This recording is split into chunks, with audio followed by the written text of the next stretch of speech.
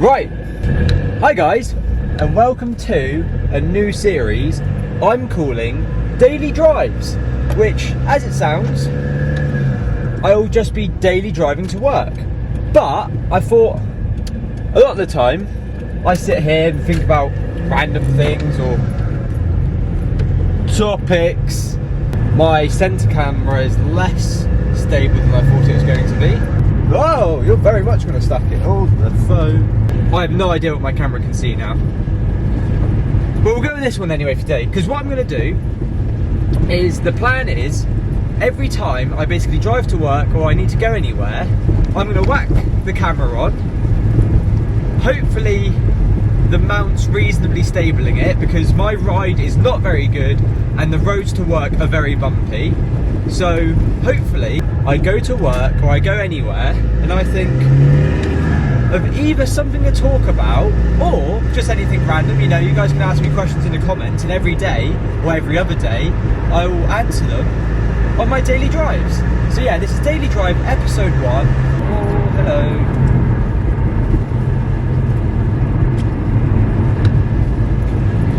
Just dog walkers on the road.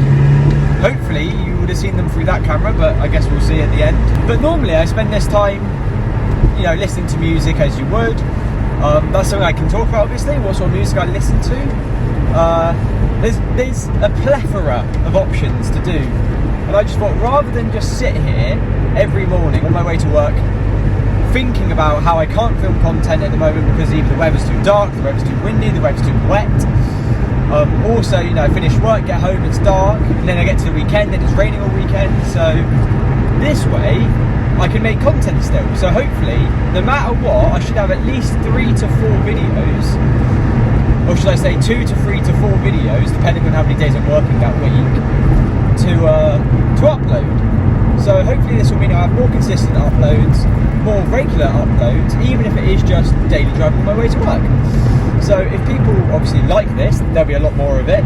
And if people don't like it, I'm sorry. I'll upload these hopefully the next day. So if I go into work Monday, upload Tuesday, go into work Wednesday, upload Thursday, go into work Friday, upload Saturday. And then in between that, I'll upload my normal content of modifying cars, fixing cars, blah blah blah, breaking the Audi now. Since sort of COVID and this winter, I've sort of been out of rhythm. I've not been consistently uploading. I've not been able to find a rhythm, or should I say find a schedule that I can stick by. So hopefully this will give me a schedule that I can follow. These will be about 15 to 20 minutes long, because that's roughly how long it takes for me to get to work. In a second I'll give you a little sound clip of the car, because what I've done is I've folded the rear seats down and I've taken the plastic boot liner off, like the little handle bit. I've taken the material out the bottom of the boot, you know, like the boot floor, so that's just metal. So hopefully the exhaust, it does give you a bit more wind and tyre noise, but the exhaust sounds very nice. If I get around this corner, go back to third, the car's lovely and warm, so let it warm up for a while.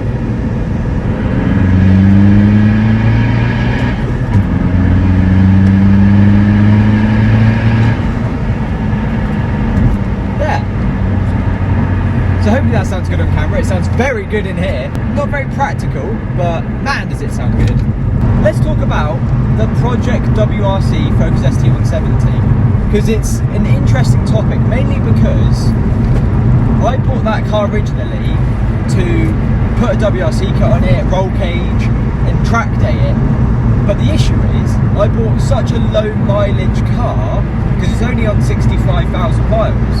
I bought it on 60,000, I've done 5,000 miles in it this year, it's now on 65. The only benefit actually to do with it is that Jade's getting a new car hopefully soon, so she'll stop driving it, which means it will sit on the drive a lot more, which is obviously positive in the fact that it will keep the mileage low, but obviously means I won't be driving it as much, so a bit of a negative as well, but it is what it is. But the issue is, obviously, these sort of Focus STs, you know, those sort of cars, I think they're going to start to be one of those collectible cars. I reckon they can fall into that sort of rare, unique category. I know they're not the most interesting car, they're just a 2-litre naturally aspirated engine, but it was still, other than the Focus RS, the top car you could buy, like the top spec. So I think the Focus ST170 will eventually become a rare collectible car. But obviously the issue with modifying a rare collectible car is that you lose all of the originality, I guess is the word you sort of go for. It loses it all. It's not OEM. And as soon as a car isn't OEM, it's not worth as much. And don't get me wrong, even modified, in a, you know, let's say they do go up in price and up in price, they still, modified will be worth money. Like for example, I changed the exhaust. I'm not ever going to change that back to standard, it doesn't matter.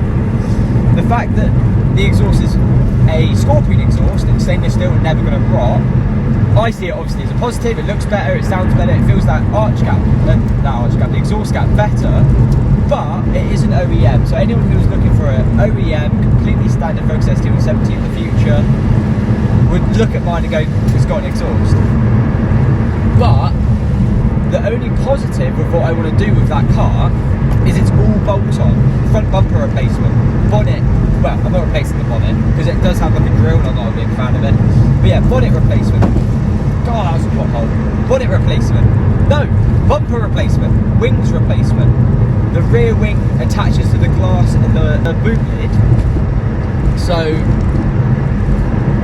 it's all replacement. So, let's say I do the whole WRC kit, which I do still want to do, bolt it all on, get the car wrapped in either a livery or a cool colour.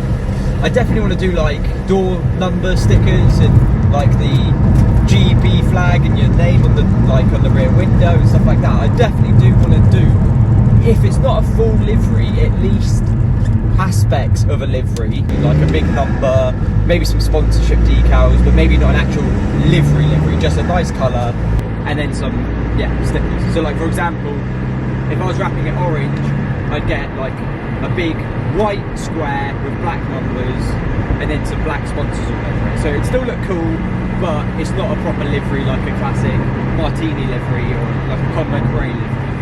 But at the same time, obviously I could do that, and I'm definitely not set on which one I would do or don't want to do, because I think it would be a cool tribute. But yeah, but obviously, as I was saying, the issue is if I do end up, like it becomes a collectible car, it's not going to be worth as much if it's modified, if it's wrapped. So what I'm trying to do, I'm trying to dance a very fine line with this car, is that I want to make sure that if they do become collectible, and I genuinely do think they will one day, because since buying the car, for a low mileage one, they've already doubled in price. Not massively, like, you know, they used to be worth 1,500 to 2 grand, now they're worth low mileage ones, sort of 3.5 to 4. And I think that's only ever going to go up, because they're only going to become more and more rare, and they're still quite an interesting car with an interesting engine. But only time will tell. Maybe they won't be, maybe they'll just fall for a net of other cars that didn't become collectible, I don't know. So I'm dancing a very fine line of modifying it, but not affecting the bodywork. So like a steering wheel, you can put it back. The bumpers, you can put them back. The exhaust, technically, you can put back, but I don't know why you would. That project is definitely still ongoing. It's just a case of, it's not cheap, you know. It's to buy the whole WRC kit, it's sort of, you're looking at sort of around 2 grand. Then you've got to get it fitted, and then really, if it does, it's probably not going to fit perfectly because it's fiberglass. So it's going to need body work. It's going to need to go to like a panelist, you know, to put in filler, sand it down, get it fitting correctly. Then I'll take it to Rapid Graphics, get them to put a wrap on it, tint the windows. That's something else I want to do. The list really is endless with that car. I do obviously, well not obviously, but I do still want to take it to the dyno, see how much power it's running. If I am ever in a situation, I do want to supercharge it. I think that would be really cool, because obviously you can turbocharge it, because that's basically what the Focus RS is. I would love to supercharge it. I think, one, that's very different. Not many people or anyone that I've sort of seen online have supercharged it, and there is a kit out there. It's just very expensive. I had a look and I think it was £1,700 just for the brackets to hold the supercharger, and then the supercharger itself was 3,700. So it's definitely not a cost-effective way of tuning the car. And yet again, it also then isn't OEM. But if I ever have that sort of money spare, like from doing YouTube or getting a different job, I will absolutely supercharge that car, because I think that would be so cool, so different.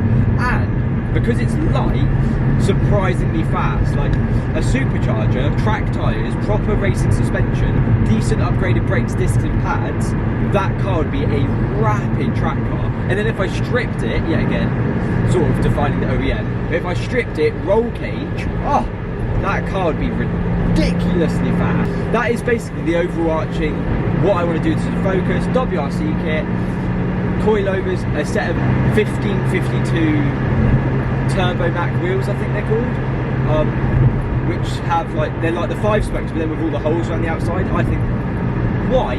Oh, I don't think there's a better sort of racing wheel. I think they look so cool. So yeah, I want to get those wheels, coilovers, supercharger, exhaust. There are some nice aftermarket tail lights, but I think I'd rather go for the US spec, which don't have the orange indicators. They still have indicators, but they're just not orange, they're like clears, and I think they look really nice. So I'd go for those tail lights, obviously the big WRC wing. It would be cool to implement like a diffuser, because the ST doesn't really have a diffuser. The WRC bumper looks horrendous and I wouldn't fit it. And that is the only thing. With the WRC kit, it does come with rear over fenders, but you have to cut into it, filler it in, body work to get it to fit correctly, and it's just not something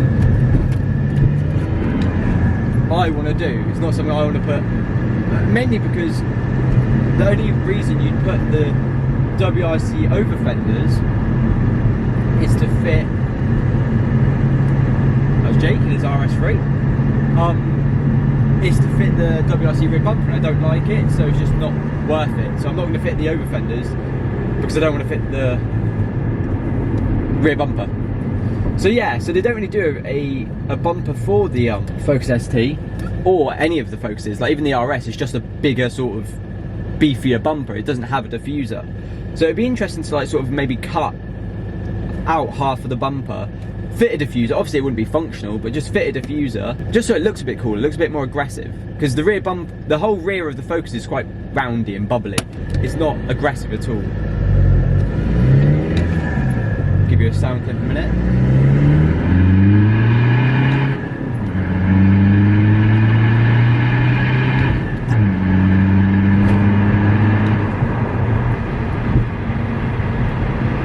Tell you what, this car's surprisingly fast. For a 2-litre diesel, people always go on about like, oh, how much power has it got? Oh, you haven't got this, so it's not really running that power. It's a fast car. Not fast, like not, you know, an RS3 and S3 tune would beat it. I'm not saying that. But not many cars get 50 to the gallon and are this fun. Like, on a run it'll get 60 easily. And it sounds that good, and it goes this well. Not many things are touching it. Not many things for the money anyway. Like you get a Focus ST, remap it, exhaust, induction kit, front mount, blah blah blah blah. You then have roughly the same performance that this has, except you're getting 20 to the gallon, more tax, horrific, obviously fuel bill. It does sound, they do sound good. I won't argue that. They do sound good. They do look quite good. But for all that extra money, it's just not worth it. Not for me anyway. Not to daily. As a sidecar like the Focus ST, that averages 30 to the gallon, 33 on a good one, on a good day, then that's fine. But yeah, I couldn't daily. Like this car is the perfect daily. It sounds good, it's quick, it's good on fuel. I'm getting held up currently by a Renault. For a diesel, I don't think it sounds like any other diesel. I've not heard a diesel sound like that before. Most of them do one of two things.